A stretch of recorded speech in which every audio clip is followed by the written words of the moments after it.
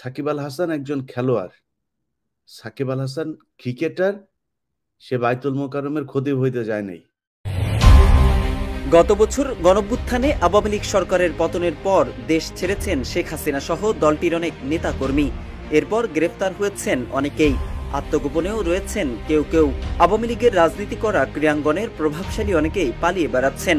তোপের মুখে আছেন গত ৭ জানুয়ারির নির্বাচনে আওয়ামী লীগের টিকিটে নির্বাচিত সংসদ সদস্য ক্রিকেটার সাকিব আল হাসানও। তবে গণঅভ্যুত্থানের পর থেকেই দেশের বাইরে অবস্থান করছেন সাকিব আল হাসান। কিন্তু এবার সাকিব আল হাসানকে নিয়ে সামাজিক যোগাযোগ মাধ্যম ফেসবুকে একটি পোস্ট করেছেন প্রবাসী সাংবাদিক ও অ্যাক্টিভিস্ট ইলিয়াস হোসাইন। ইলিয়াস হোসাইন তার ভেরিফাইড ফেসবুকে আওয়ামী লীগের লোকজনকে ভাগাভাগি করে নিয়েছে বিএনপি জামায়াত দাবি করে ক্রিকেটার সাকিব আল হাসানের প্রসঙ্গ টানেন।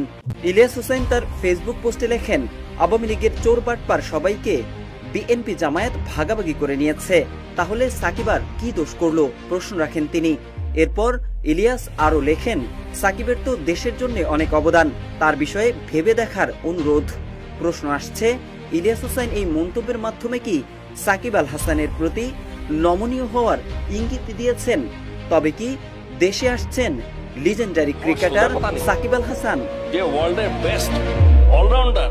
স্ট্যাটাসের শেষের দিকে সাংবাদিক ইলিয়াস হোসাইন ক্রিকেটার সাকিব আল হাসানের বিদায়ের কথা উল্লেখ করে লেখেন, সাকিবের বিদায়টা সুন্দর হোক এটাই চাই।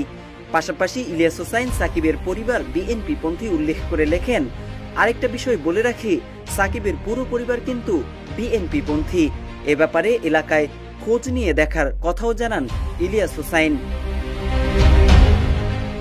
বাংলাদেশ যখন বৈষম্য বিরোধী আন্দোলনে উত্তাল সময় পার করছিল, সাকিব আল হাসান ব্যস্ত ছিলেন ফ্র্যাঞ্চাইজি ক্রিকেট নিয়ে। আওয়ামী লীগের মনোনয়নে এমপি নির্বাচিত হওয়া সাকিব আন্দোলনের পুরোটা সময় ছিলেন নীরব। ছাত্রদের আন্দোলনে সরকারের অতিরিক্ত বল প্রয়োগে অসংখ্য প্রাণহানি সত্ত্বেও টু শব্দ করেননি তিনি।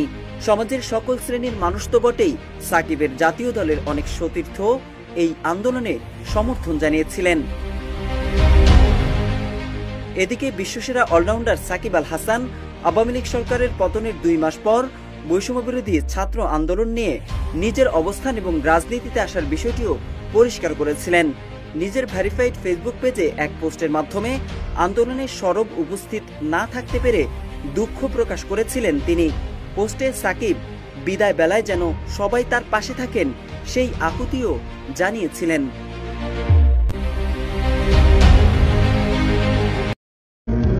मैं सबके मैं कुर्बान।